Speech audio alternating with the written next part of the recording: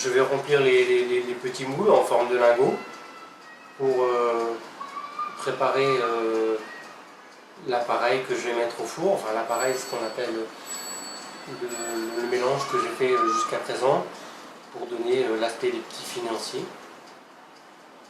Et alors là, on voit avant, en fait, tu as mis le beurre dans le moule, en fait. Tout à fait. 那在这个模具上面放上这个黄油之后呢，我们现在就开始来做这个金融夹了啊！大家可以看看这个形状啊，就是金条一样的形状。Alors le financier, il est décliné, on peut le faire à la pistache, on peut le faire à l'orange, on peut le faire au chocolat, on peut mettre des fruits rouges dedans. Ouais. 我们其实呢，这个除了放这些原料以外呢，还可以比如说放一些巧克力呀，或者说是一些红果呀，红果就比如说是什么这个那个草莓呀之类的这种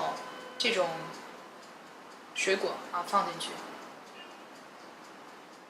Donc là c'est parti pour mettre au four entre 15 et 18 minutes parce que selon les fours la cuisson varie entre 2-3 minutes. OK， 现在我们呢放进去大概烤15到18分钟就 OK 了。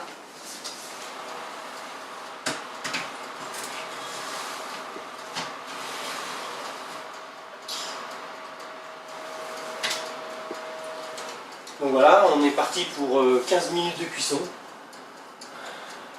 好，那下面呢，我们大概再烤15到18分钟就 OK 了。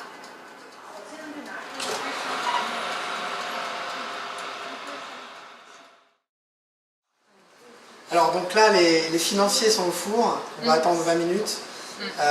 En attendant, on va discuter un petit peu. Donc Jean-Pierre, en fait, on a parlé du fait que dans chaque rue, en fait, en France, il y a au moins une boulangerie ou une pâtisserie. Donc comment ça se fait en fait? Comment marche l'industrie? Est-ce que l'industrie va bien? L'industrie se porte très bien aussi dans le domaine de la boulangerie en France. C'est, je veux dire, encore une autre clientèle. C'est des gens qui regardent plus, comment dirais-je, un prix sur le pain qu'une qualité. Donc voilà, et l'artisanat fonctionne bien, donc il y a un peu la place pour les deux marchés qui sont pas spécialement concurrentiels. Et puis, je dirais, la grande industrie de la boulangerie a apporté quelque chose d'important au sein de la boulangerie artisanale en France. OK， 好，那现在呢，我们这个金融夹就在那个烤箱里面了，再过这个10-15分钟我们就可以吃了。那现在呢，我们要好好利用这个时间来问一问老孟关于这个面包房的问题啊。那刚才这个就说了，在基本上法国的每一条街啊，都至少可以看到一个面包房啊。那现在呢，就想问一下这个面包房这个行业现在是有一个什么样的特点？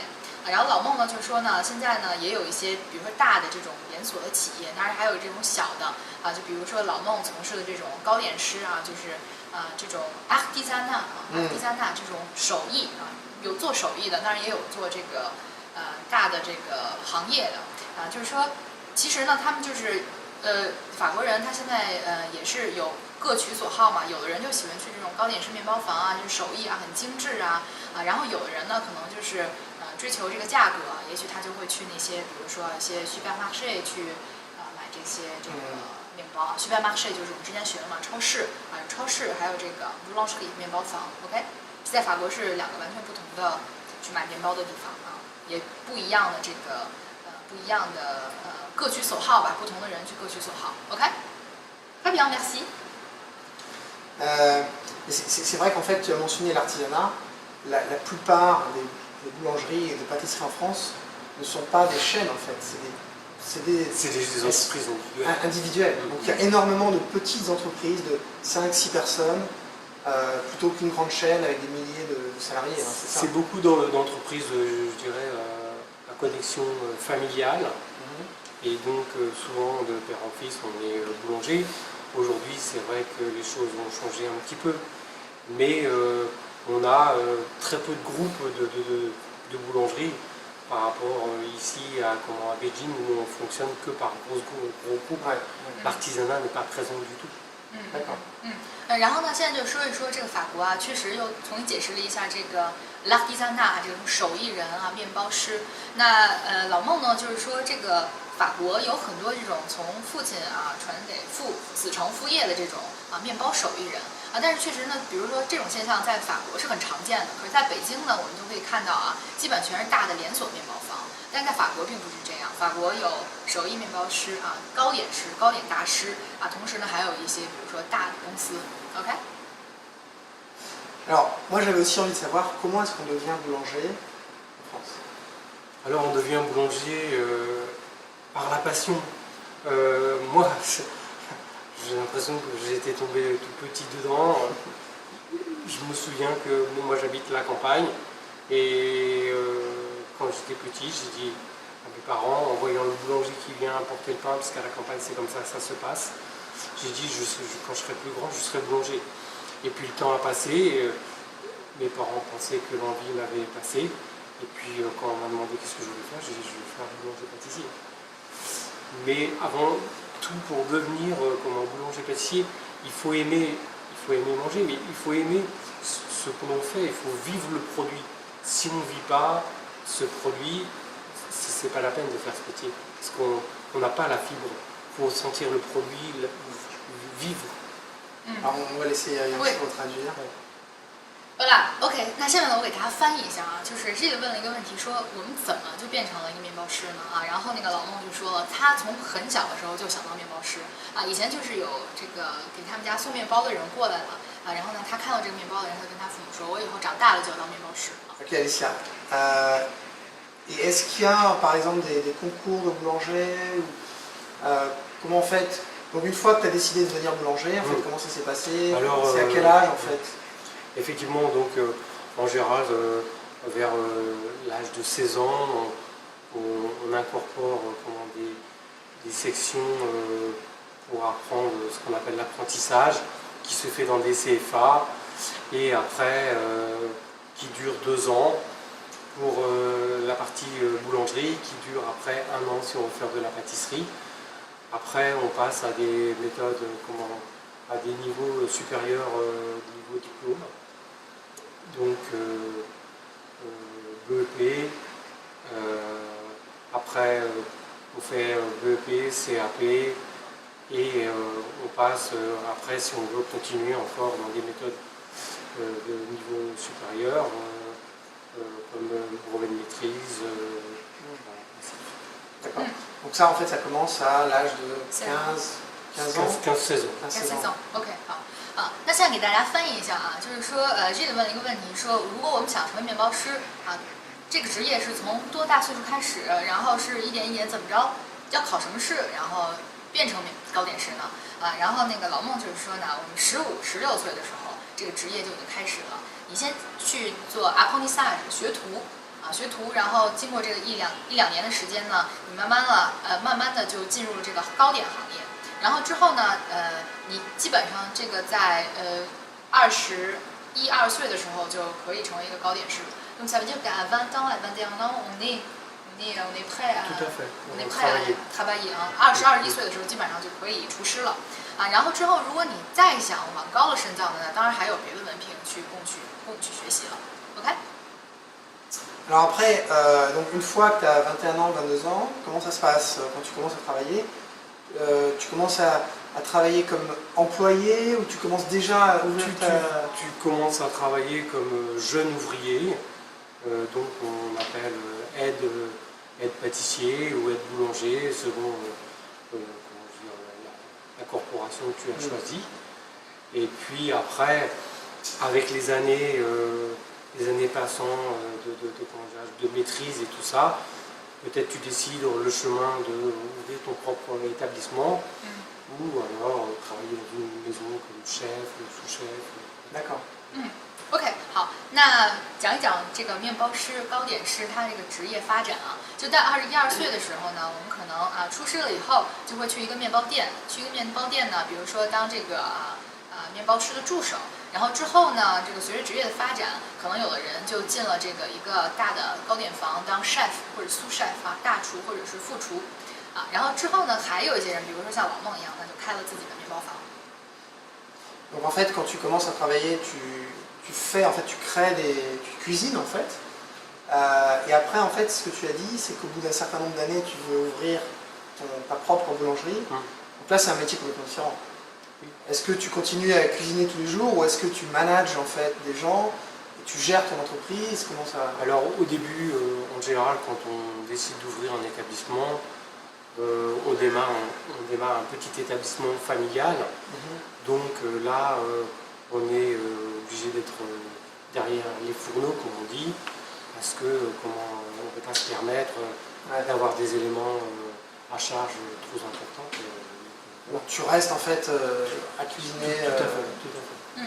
OK 好。 Tout en supervisant quand même les autres équipes. OK 好的。那说到糕点师呢，他一开始的时候21、22岁啊，在这个厨房里面要去做糕点。那之后他转型成为了一个这个面包店的老板，那是不是啊就可以成为一个管理者，然后看别人去做了呢？啊，答案是否定的，不是这样啊。老孟说，如果是开了自己的面包房，还是要亲力亲为的在厨房去做啊，并且去看着别人做啊，是不是所有东西做好了啊？所以说这个每一个法国这个就手工艺面包房啊，还是就是都是大厨的这个匠心啊，是这样的。Alors là, il y a quelque chose d'incroyable à propos du métier de boulanger et de pâtissier, c'est que les gens achètent les croissants à 7h du matin et ils sont frais. Comment, à 7h du matin, tu as déjà tous tes produits de frais? Alors c'est toute une organisation, c'est-à-dire que les préparations de la pâte, je dis bien de la pâte, est préparée la veille. Ensuite, le boulanger ou le pâtissier qui commence en général entre 2h et 3h du matin. Du matin, voilà. Donc son premier travail pour ne serait-ce la viennoiserie va commencer à préparer cette viennoiserie qui a poussé tout doucement dans des chambres qu'on appelle une chambre de fermentation à des températures basses. Et donc là, il commence à préparer les croissants, les pains au chocolat et tout ça pour qu'on puisse avoir tout chaud devant les étals le matin à 7h pour les ouvertures. OK， 那不知道刚才大家听没听懂啊？我们都睁大了眼睛说 2h, 3h du matin 啊，这个大家应该懂啊。凌晨2点到3点啊，这个面包师就已经起床了。啊，首先说啊，问的这个问题 ，Gilles 问的这个问题是说，我们早上6点的时候就能看到新鲜出炉的 croissant， 新鲜出炉的牛角面包。那为什么6点钟的时候就有这个面包呢？首先说，这个准备的过程是分为几个步骤。首先是这个面团的准备是在 la veille 啊，前一天晚上，当天的晚上做好的。然后2、3点这个面包师起床了以后呢，他要去准备这些比如说黄油啊什么的，然后这个准备工作就持续1、2个小时。那之后呢，他就开始去做这个pain au chocolat、croissant 这个巧克力面包啊，还有牛角面包了。OK 啊，所以说面包师的工作也是很辛苦的。Alors, donc ça c'est quand tu as ta propre boutique. Par contre, toi à Paris, tu as déjà trois boutiques en fait. Donc après, comment tu peux encore travailler dans une boutique ou est-ce que tu es plutôt un sorte de super manager en fait avec plusieurs équipes dans trois différentes... Alors quand on gère effectivement plusieurs établissements, on devient plus manager que quelqu'un qui est derrière les fourneaux, comme on dit, puisque là il faut en fait former des gens qui puissent, j'ai un responsable en boulangerie, j'ai un responsable en pâtisserie, un responsable en cuisine. Un expert de chaque en fait. Voilà, tout à fait. Donc c'est des gens qui sont capables de coacher d'autres personnes et qui sont, me déchargent de ce travail tout en ayant un œil sur toutes ces équipes pour arriver à faire une connexion sur la fabrication. De toute façon, c'est obligatoire. OK. 好，那这里又问了一个问题，说老孟你在巴黎有3家糕点房，那你是怎么做到亲力亲为去下厨的呢？啊，老孟说，如果说当你有很多个这个面包房的时候呢，你更多的工作可能是要监督和去怎么讲，去教每一个 team 的每一个这个 equipe 的这个 chef 去让他做他的事情。比如说，你可能会有这个一个做面包的负责人，还有一个做糕点负责人，然后还有一个负责人呢，可能是这个厨房的总负责人所以说当这个企业越来越大的时候呢，面包师的这个角色也在转型。OK。